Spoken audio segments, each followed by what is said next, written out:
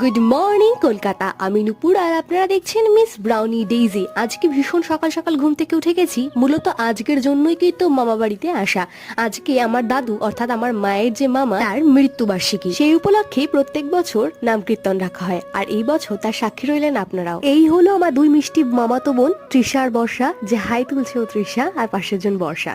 এখন চলছে মেডিটেশন পর্ব, প্রায় সমস্তটাই শেষ। হাতে যে ফুল আর বেলপাতাটা ছিল সেটা জমা দিয়ে এখন দক্ষিণার পালা। একে একে প্রত্যেকে দক্ষিণা দিতে হবে। এবার আমাদের ডাক পড়েছে প্রসাদ প্যাকিং এর জন্য। হাতে হাতে সবাই মিলে একটু প্যাকিং করলাম, তারপর এটা ফিনিশ করে চলে এসেছি খাবারের এখানে।